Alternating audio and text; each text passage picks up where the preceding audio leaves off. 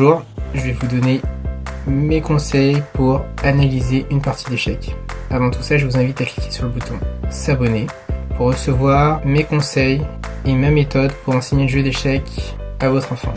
Premier conseil, si votre enfant a un entraîneur, qu'il analyse sa partie avec lui, c'est la meilleure solution. Deuxième conseil, si votre enfant n'a pas d'entraîneur, mais que vous connaissez un joueur d'échecs, vous avez un joueur d'échecs sous la main. Dans ce cas-là, faites analyser la partie de votre enfant avec ce joueur d'échecs. S'il est fort et il est pédagogue, c'est encore mieux. Ensuite, si vous avez ni la première option ni la deuxième option, je vous conseille soit d'acheter un logiciel, soit de télécharger un logiciel. Moi, à titre personnel, j'utilise Chessbase 14 qui coûte 100 €. Maintenant, si vous ne voulez pas dépenser d'argent, vous pouvez télécharger DeepFritz 12 qui est gratuit. Et à partir de là, vous pouvez apprendre à utiliser ce logiciel. Donc quand vous l'avez téléchargé, vous l'avez installé sur votre ordinateur, ce que je vous conseille, c'est d'entrer la partie de votre enfant sur l'ordinateur, d'utiliser ce logiciel pour analyser la partie de votre enfant sur ordinateur. Ensuite, quand c'est fait, je vous conseille de compléter cette analyse avec des recherches sur internet. Par exemple, pour les débuts de partie, je vais prendre l'ouverture espagnole. Vous faites une recherche sur internet, ouverture espagnole, donc il y aura sûrement des sites où il y a des commentaires sur cette partie. Vous prenez les informations et vous les ajoutez dans la partie que vous avez analysée. Et ensuite, quand c'est fait, ça vous permet d'avoir une analyse plus complète. C'est gratuit, par contre ça demande beaucoup de temps et d'énergie. Mais à la fin, normalement le travail sera bon et en plus ça vous permettra d'avoir plus de connaissances. Donc là je vais vous montrer un exemple d'analyse que j'ai faite en utilisant la troisième méthode, c'est-à-dire en utilisant le logiciel d'échecs et en faisant des recherches. À titre personnel, pour mes parties, c'est parce que j'utilise pas cette troisième méthode, j'utilise plutôt une partie effectivement de la troisième méthode, mais plutôt la première méthode, c'est-à-dire que j'analyse avec mon entraîneur. Donc je vais vous montrer maintenant comment j'utilise la troisième méthode, c'est sûrement celle que vous allez utiliser. Donc là je vais prendre deux exemples de parties qui ont été jouées par les sœurs Polgar, Judith et Sophia en 2013. Donc là il faut trouver la solution, c'est au blanc d'attaquer. Je vous conseille de mettre sur pause, de réfléchir et trouver comment attaquer.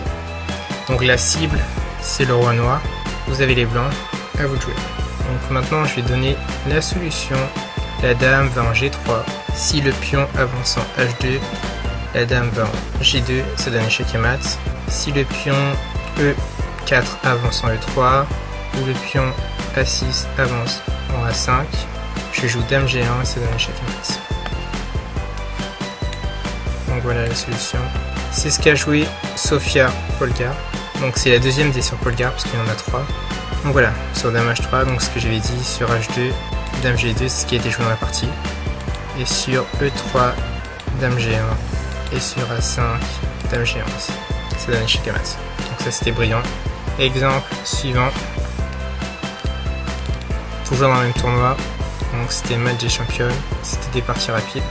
Dans cette position, c'est au rang de jouer. Donc c'est à Judith de jouer.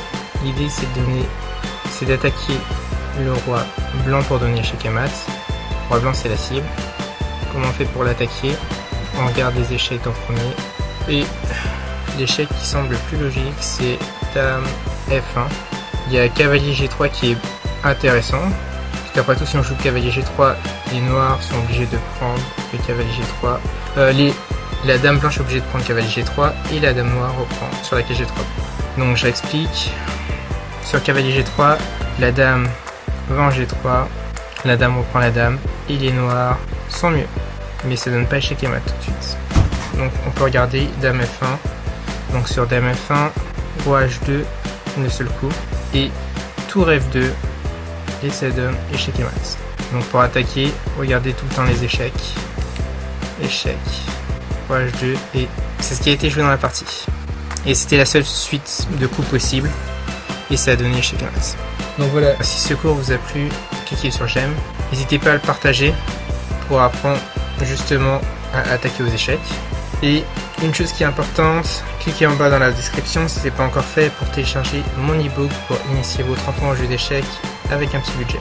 Je vous remercie d'avance d'enseigner le jeu d'échecs à votre enfant et surtout d'avoir partagé cette vidéo et d'avoir cliqué sur j'aime. Et je vous dis à bientôt.